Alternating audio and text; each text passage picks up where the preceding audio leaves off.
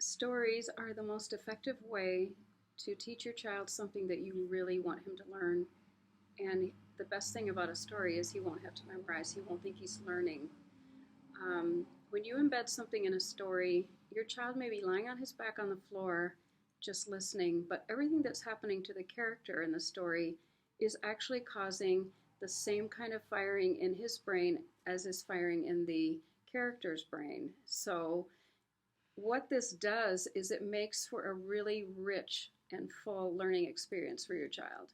So for example, if you're reading your child a story about the gingerbread man and you describe the lovely smell and it smells like cinnamon and nutmeg and all of this, your child can't really smell it, but her brain thinks that she's there, and the part of her brain that would fire if she really were smelling the nutmeg and the cinnamon will fire.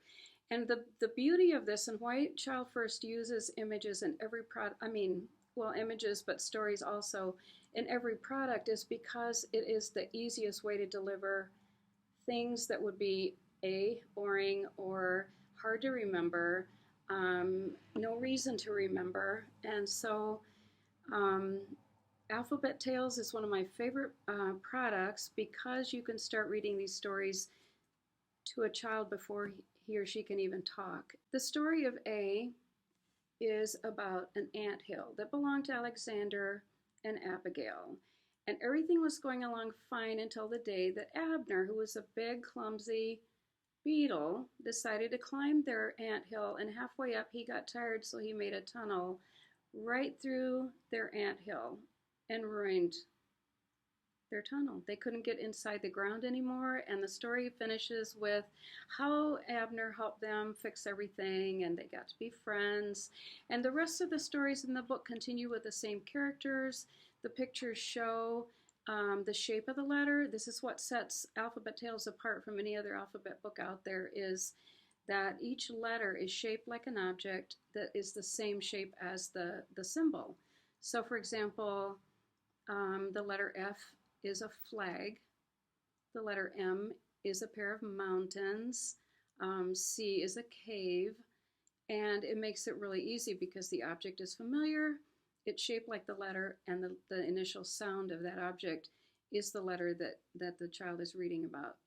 Anyway, the really cool thing about this book too is that at the end of the story, in order to let your child really process everything in the story and for it to go into long-term memory, you are going to turn to the back of the book and find the activity or the craft that goes with that letter, and your child will make a masterpiece, and at the same time he will process that learning with his hands, and it will go into long-term memory. And if you start this when your child is 2, think of where the child will be by the time he goes to kindergarten. So grab an alphabet tale, read them at bedtime, read them on Saturday, and let your child do the craft, and you'll be surprised at the outcome.